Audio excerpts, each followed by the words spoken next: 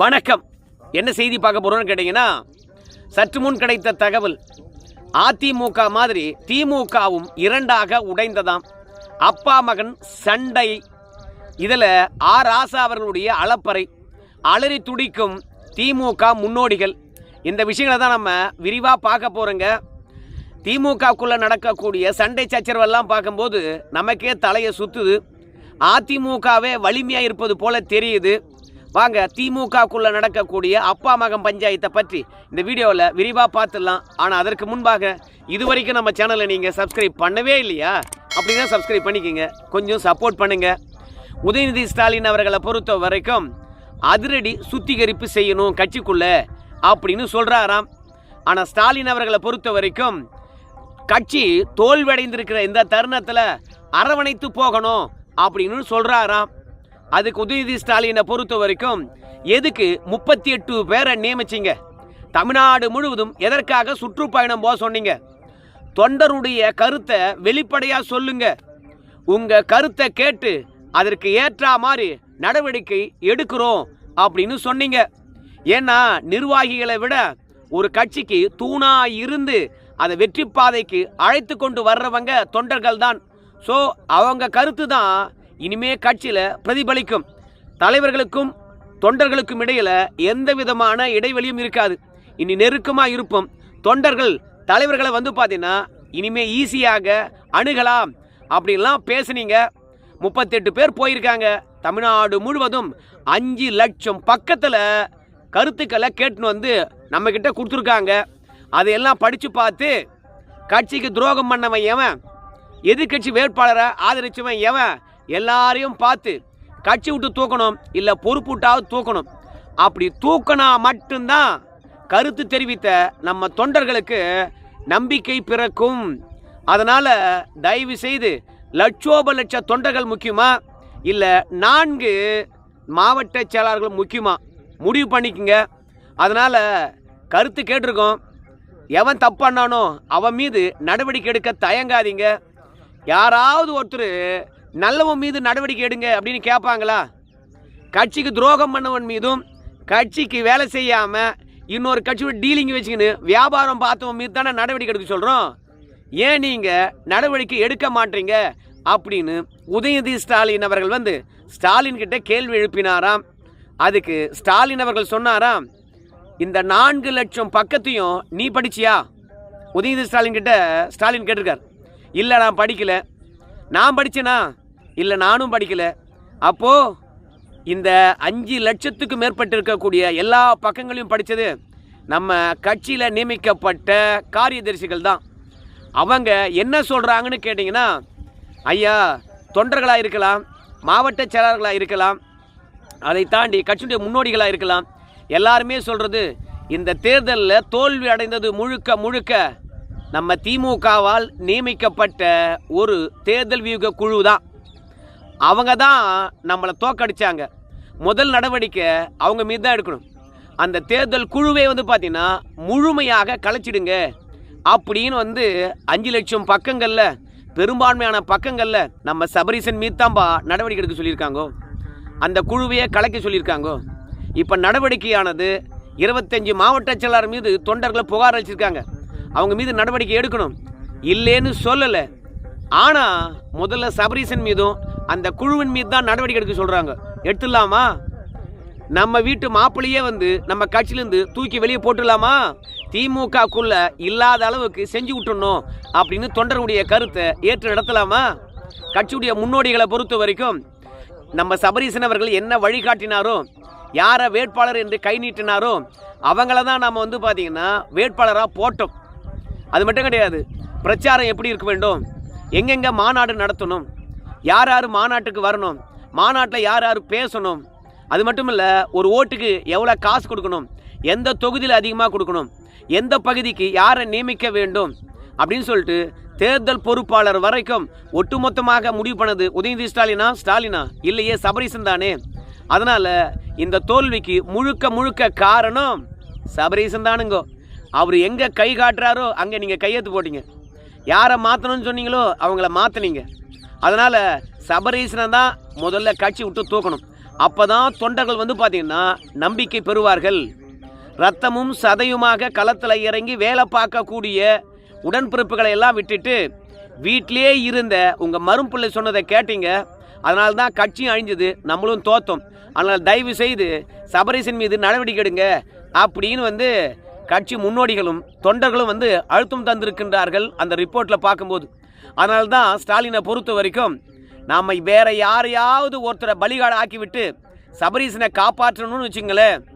ஏங்க மொத்தமாக வந்து சபரீசன் தான் காரணம்னு சொல்லிட்டு எல்லாரும் சொல்லும்போது என்னுடைய பதவி மட்டும் பறிச்சிட்டிங்களே, இது நியாயமாக இருக்குமா? கட்சிக்காக பணம் கொடுக்கலையா? கட்சிக்காக உழைக்கலையா? தேர்தல் தோல்விக்கு நான் மட்டும்தான் காரணமா அப்படின்னு வந்து நம்ம சபரீசனை முன்னிறுத்தி நம்மளை கேள்வி கேட்டாங்கன்னா நம்மளால் சபரீசன் மீது நடவடிக்கை எடுக்காமல் இருக்க முடியாது. இப்படி கட்சிக்குள்ள குடும்பமா இல்லை உழைத்த உடன்பிறப்புகளா என்ற பஞ்சாயத்து வருகின்ற போது நாம் கொஞ்சம் அடக்கி வாசிக்கணும், அரவணைத்து போகணும்.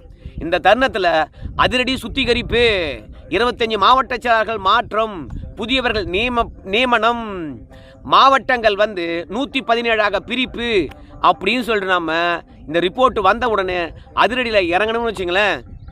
இப்போது ஆளுகின்ற அரசாங்கத்தை நம்மளால் கணிக்கவே முடியல. எப்போ எந்த இடத்துல ரெய்டு விடுவாங்கன்னு தெரியல. மத்திய அரசாங்கமானது விஜய்க்கு முழுக்க சப்போர்ட்டாக இருக்குது. மத்திய அரசாங்கம் துணிச்சல் இல்லைனா ஏவா வேலு மீது பெரிய நடவடிக்கை பாய்ந்திருக்குமா? கடவுள் புண்ணியத்தில் நாம் காப்பாற்றிட்டோம் அப்படின்னு வந்து ஏவா வேலு ரெய்டு தோல்வி அடைந்து போனதையும் சுட்டி காட்டினாராம். இந்த மாதிரி கட்சி தோல்வி அடைந்து நம்ம அதிகமான பேர் வெற்றி பெறாமல் வழக்குகளை எதிர்கொண்டு இருக்கிற இந்த தருணத்தில் அதிரடி சுத்திகரிப்புலாம் வேணடா தம்பி அப்படின்னு வந்து உதயநிதி ஸ்டாலின் கிட்ட ஸ்டாலின் சொன்னாராம். ஸ்டாலினை பொறுத்த வரைக்கும் கட்சிக்குள்ள இளைஞர்களை கொண்டு வாங்க, சீனியர்களை தூக்குங்க, இளைஞர்கள் போடுங்க அப்படின்னா நான் என்னவோ புதிய ஆட்களை கொண்டு வந்து போடுங்க அப்படின்னு சொல்லலை. மாவட்ட செயலாளராக யார் இருக்காங்களோ அவங்க பிள்ளைங்களே வந்து பார்த்தீங்கன்னா பொறுப்பில் போட்டு வயதாகி இருக்காங்கல்ல அந்த மாவட்ட செயலாளர் கொஞ்சம் ஓய்வு கொடுத்து கட்சிக்கு ஆலோசனை மட்டும் வழங்க சொல்லுங்க அப்படின்னு உதயநிதி ஸ்டாலின் கேட்குறாராம். ஆனால் உதயநிதி ஸ்டாலினுடைய பேச்சானது கட்சிக்குள்ளே எடுபடவே இல்லை. ஏன்னா மருமகனை முதல்ல தட்டி தூக்கி தூர போட்டுட்டு தான் மற்றவங்க மீது நடவடிக்கை எடுக்க முடியும். அதனால் ஸ்டாலின் அவர்கள் வந்து தயங்குகின்றாராம். உடனடியாக உதயநிதி ஸ்டாலின் அவர்களை பொறுத்த வரைக்கும் கட்சியை பார்த்துக்கப்பா, அதே மாதிரி சட்டமன்றத்தையும் பார்த்துக்கப்பா, உனக்கு ஒரு கும்பிடு, உன் கட்சிக்கு ஒரு கும்பிடு அப்படின்னு சொல்லிவிட்டு உதயநிதி ஸ்டாலின் அவர்கள் கோபமாக அறிவாலயத்தை விட்டு வெளியேறி விட்டாராம். உடனடியாக கட்சி முன்னோடிகளை பொறுத்த வரைக்கும் இந்த விஷயம் வெளியே தெரிஞ்சிச்சுன்னு வச்சிங்களேன், இப்போ இருக்கின்ற அரசாங்கமானது ஊதி பெருசாகிடும். தயவுசெய்து ஒற்றுமையாக போங்க. உங்கள் எல்லாருக்கும் தெரியும் ராமதாஸ் கதையானது என்ன ஆச்சுன்னு தெரியும். அது ஒரு சின்ன கட்சி, அந்த சின்ன கட்சியை பெரிய பாதிப்புக்குள்ளாச்சு. ஆனால் நமக்குள்ள அப்பா மகன் 2 பேரும் சண்டை போட்டுக்கிட்டோம்னா கதை கந்தல். கட்சி அதிமுக தொண்டர்களால் வழிநடத்தப்படுவது. அங்கே பெரிய பிளவுகள் வந்தாலும் சரி, பெருசாக தலைகள் வெளியேறினாலும் சரி, அந்த கட்சி பின்னடைவை சந்திக்கல. ஆனால் திமுகவில் ஒவ்வொரு இடத்திலும் குறுநில மன்னர்களாக அவங்க குடும்பம் தான் கோல் வச்சுது. இந்த கட்சியில் மட்டும் பிளவு, அப்பா மகன் 2 பேரும் அடிச்சுக்கிட்டாங்க, இனி அப்பாவுடன் மகனும் மகனுடன் அப்பாவும் பேச மாட்டாங்க என்ற செய்தி தெரிஞ்சது. கோபத்துடன் அறிவாலயத்தை விட்டு உதயநிதி ஸ்டாலின் வெளியேறிட்டாரு அப்படின்னு தெரிஞ்சது. அதுக்கப்புறம் திமுகவை காப்பாற்ற முடியாது. அதுக்கப்புறம் என்ன ஆகும்? முக ஸ்டாலினுக்கு ஆதரவாக ஒரு கோஷ்டி, நம்ம உதயநிதி ஸ்டாலினுக்கு ஆதரவாக ஒரு கோஷ்டி. பிறகு ஸ்டாலின் கோஷ்டி எடுக்கின்ற முடிவுக்கு உதயநிதி ஸ்டாலின் எடுக்கின்ற கோஷ்டி முடிவுக்கு கட்டுப்பட மாட்டாங்க. ஏன்பா ஸ்டாலின் என்ன முடிவு சொல்கிறாரோ அதை தான்பா நீங்கள் ஏற்றுக்கணும் அப்படின்னு உதயநிதி ஸ்டாலின் கோஷ்டி வந்து வலியுறுத்தும். இப்போது 2 கோஷ்டியும் சேர்ந்து முடிவெடுக்க வாய்ப்பே இல்லை. இப்படி இருவேறு முடிவுகள் கட்சிக்குள்ளே இருந்துச்சுன்னு வச்சிங்களேன், அதுக்கப்புறம் இந்த கட்சியை ஆண்டவனாலும் காப்பாற்ற முடியாது. பார்த்துக்குங்க. இந்த தேர்தலில் ஏகப்பட்ட பணத்தை செலவழிச்சிருக்கிறோம். மீண்டும் அடுத்த தேர்தலுக்கு செலவழிப்பதுக்கு காசு கிடையாது. மிக முக்கியமாக நம்மக்கிட்ட சொல்லிக்கிற அளவுக்கு கூட்டணி கட்சிகள் கிடையாது. அடக்கி வாசிங்க அப்படின்னு உதயநிதி ஸ்டாலினை போய் கட்சி முன்னோடிகள் வந்து சமாதானப்படுத்துகிறாங்களாம். முதல்ல அதிரடி சுத்திகரிப்பை செய்ய சொல்லுங்கள். இப்போது நம்ம சபரீசன் அவர்களை பொறுத்த வரைக்கும் கட்சி செயல்பாடுகள் இருந்து கொஞ்சம் ஒதுங்கி இருக்கட்டும். மருமக பிள்ளைக்கு தான் எல்லாமும் தெரியும், ஆனால் மகனுக்கு ஒன்றுமே தெரியாது. அப்படி இருக்கும்போது ஸ்டாலினை பொறுத்த வரைக்கும் யார் பக்கம் நிற்க போகிறாருன்னு தெரில. பஞ்சாயத்து ஓடிக்கிட்டே இருக்குது. இதில் ராசா பொறுத்த வரைக்கும் சகட்டு மேனிக்கு இந்த ஆட்சியை விமர்சனம் பண்ணி தள்ளுறாராம். அப்படி விமர்சனம் பண்ணி தள்ளுறதன் காரணமாக அடுத்தடுத்த ரைடுகள் நாங்கள் எதிர்கொள்ள வேண்டி வரும். அதனால் கொஞ்சம் கண்ணியமாக பேச சொல்லுங்க. விஜயை அட்டாக் பண்ணலாம், ஆனால் நாதாரிகள்லாம் வந்து தமிழகத்தில் ஆட்சி கட்டில் உட்காந்துருக்காங்க அப்படின்னு சொல்லும்பொழுது அந்த ஆளுக்கு கோபம் வரும். ஏவா வேலை பொறுத்த வரைக்கும் ஏங்க எதிர்கட்சி தலைவருங்க அவர் பேசுனங்க மைக்கை கொடுங்க அப்படின்னு சொல்லிட்டு கேட்டார். ஒரு கட்சியினுடைய கொறடாவாக சட்டமன்றத்தில் கேள்வி எழுப்பினதுக்கு 23ஆம் தேதி வழக்கு பதிவு செய்து கிட்டத்தட்ட 25ஆம் தேதி ரெய்டு போயிடுச்சு. 2 நாளில் அந்த ஆள் சட்டசபையில் என்னை எதிர்த்து பேசுறியா அப்படின்னு சொல்லிவிட்டு ரெய்டு விட்டுட்டான். இப்போ ராசாவை பொறுத்த வரைக்கும் ராஜாஜி தெரியுமா, அண்ணா தெரியுமா, எம்ஜிஆர் தெரியுமா, எப்பேற்பட்ட ஆளுமைகள்லாம் அந்த சீட்டில் உக்காந்தாங்க. இன்றைக்கி நாதாரிலாம் உட்காந்து ஆளுது அப்படின்னு திட்டினா அடுத்தது யார் வீட்டுக்கு ரெய்டு வருவாங்கன்னே தெரியாதுப்பா. அது மட்டும் கிடையாது, கூட்டணி கட்சி தலைவர்களை கண்ணா பின்னான்னு விமர்சனம் பண்ணுறாரு ராசா. வாய் வச்சு சும்மா இருக்க சொல்லு. கூட்டணி கட்சிகளை நாம தான் அனுப்பி வச்சுன்னு சொல்லிட்டு பெருமையாக பேசிக்கிட்டு, ஏண்டா கூட்டணியாக போய் அங்கே சேர்ந்துருக்கிறீங்களே, ஆட்சியில் பங்கெடுத்துருக்கீங்களே, உங்களுக்குலாம் வெக்கமா இல்லைடா, மானமா இல்லைடா, எங்கடா போச்சு தன்மானம் அப்படின்னு ஒருமையில் பேச ஆரம்பிக்கிறாரு. ஸோ கூட்டணி கட்சிகளை பொறுத்த வரைக்கும் கோபப்படுகின்றார்கள். பொதுவாக விசிகாவை நேரடியாகவே அட்டாக் பண்ணுறாரு. திருமாவளவனை பொறுத்த வரைக்கும் உங்கள் எல்லாருக்கும் தெரியும், நம்மளா கூட நல்லா பழகிற மாதிரி பழகுவார். ஆனால் எப்படி அரசியல் பழி வாங்குறதில் கையில் எடுக்கணும்னு சொல்லிட்டு நல்லா தெரியும். விஜய்கிட்ட போட்டு கொடுத்தாருன்னா அதுக்கப்புறம் யார் யார் உள்ளே இருப்போனே தெரியாது. தயவுசெய்து ராசா அவர்களை கொஞ்சம் கண்ணியமாக பேச சொல்லுங்கள். ஆர்ப்பாட்டங்களுக்கு போகின்ற பொழுது ஆவேசப்படவனான்னு சொல்லுங்கள். தோல்வி என்பது நிரந்தரம் இல்லை என்று அவரே சொல்லிவிட்டு இந்த தோல்வி அவரால் ஏற்றுக்கொள்ள முடியாமல் விஜயை விமர்சிப்பதும், விஜய் கட்சிக்காரங்களை விமர்சிப்பதும், விஜய்க்கு ஆதரவு தந்தவங்களை விமர்சிப்பதும் சத்தியமாக திமுகவுக்குள்ள பெரிய பிரச்சனையை பண்ணி விட்டுருங்க. நாங்கள்லாம் பெரிய பெரிய பிஸ்னஸ் பண்ணுறவங்க, பிஸ்னஸில் கை வச்சாங்கன்னு வச்சுங்களேன், அதுக்கப்புறம் அதிமுகவில் இருக்கிறவன் எப்படி தவேக்காவில் சேர்ந்து தன் தொழிலை நடத்துகிறானோ அதுமாரி நாங்களும் தவேக்காவுக்கு தான் தாவ வேண்டியிருக்கோம். அதனால் பார்த்து ராசாவை நாவடக்கத்துடன் பேச சொல்லுங்க அப்படின்னு வந்து மு.க. ஸ்டாலின் கிட்ட திமுகவுடைய முன்னோடிகள் வேண்டுகோள் வச்சுருக்கின்றார்களாம். இன்றைக்கி தவேக்காவை தாக்கிறதா இருந்தாலும் சரி, அவங்களுக்கு ஆதரவளித்திருக்கக்கூடிய கூட்டணி கட்சியில் தாக்கிறதா இருந்தாலும் சரி, அதே மாதிரி இடி ரைடாக இருக்கலாம், அப்புறம் லஞ்ச ஒழிப்பு ரைடாக இருக்கலாம், எல்லாவற்றையும் ஹேண்டில் பண்ணுறது ராசாவே இருக்கிறாங்க. எல்லாவற்றுக்கும் ராசாவையே முன்னிறுத்துகிறாங்க. எதற்காக ராசாவை முன்னிறுத்துறாங்கன்னு கேட்டிங்கன்னா, ராசா ஒரு பட்டியலினத்தை சார்ந்தவர். அவர் விமர்சனம் பண்ணாங்கன்னா மற்றவங்களாம் வாய்ப்பத்தின்னு போவாங்க அப்படின்னு நினைக்கிறாங்க. ரெண்டாவது, ராசா பட்டியலினத்தை சார்ந்த எம்பி. அவர் அரசாங்க நடவடிக்கை பாய்கின்ற போது அதிரடியாக உள்ளே போகின்ற போது அவரை தடுத்தான்னு வச்சுங்களேன், நான் ஒரு தலித்து, எனக்கு எப்பேற்பட்ட அவமானங்கள் நிகழ்ந்து தெரியுமா இந்த அரசாங்கத்தில் அப்படின்னு ஒரு அனுதாபாலையை உருவாக்கி விட்டுடலாம் அப்படின்னு திமுக நினைக்குதான்.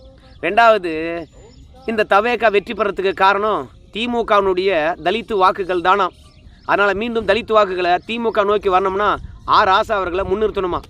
காங்கிரஸ் கட்சியில் நம்ம தவேகா சார்பாக ஒருத்தருக்கு அமைச்சர் பதவி கொடுத்துருக்காங்க. அந்த ஆள் போய் மராத்தான் ஓடின மாணவருடைய காலை தடவை அவன் மீது எல்லாரும் புகார் சொல்ல விஜய் கோபப்பட உடனடியாக விஸ்வநாதன் என்ற அமைச்சர் என்ன ஆயுதத்தை எடுத்தார் தெரியுமா, தான் தப்பிப்பதுக்கு, நான் ஒரு தலித்துங்க, நான் என்னமோ பெருசாக தப்பு பண்ணிட்டுன்னு சொல்கிறாங்க, அவங்களுக்கு முதல் உதவி தாங்க தந்தேன், என்னுடைய கண்ணியத்தை குறைக்கும் விதமாக ஒரு தலித்து பெரிய பதவியில் இருக்கலாமா அப்படின்னு சொல்லிட்டு என்னை பழி வாங்க பார்க்குறாங்க. தலித்து ஆட்சி அதிகாரத்துக்கு வரக்கூடாதுங்களா, என்னை ஒடுக்க பார்க்குறாங்க, தலித் என்பதனால தானே என் மீது பழி போடுறாங்க அப்படின்னு சாதி வட்டத்துக்குள்ளே போய் ஒளிஞ்சுக்கிறாராம். அதனால் இந்த தலித் என்ற சாதி வட்டமானது பல பேரை காப்பாற்றுது. அந்த மாதிரி தான் நம்ம ராசா அவர்கள் எந்த அலப்பறை பண்ணாலும் அந்த சாதி வட்டமானது அவரை காப்பாற்றும். அதுக்காகவே திமுக அவரை இறக்கி விட்டுருக்குது, கண்டபடி விமர்சனம் பண்ணுது. ஆனால் கண்டபடி விமர்சனம் பண்ணால் அடுத்தடுத்து சிறைக்கு போகிறது யார், ரெய்டை எதிர்கொள்வது யார்? அதனால் ராசாவை அடக்கி வாசிக்க சொல்லுங்கள் அப்படின்னு சொல்லிக்கின்றார்களாம். பார்க்கலாங்க ராசா அடக்கி வாசிக்கின்றாரா, அப்ப மகன் சண்டை தீரப்போதான்னு சொல்லிவிட்டு. நன்றிங்க.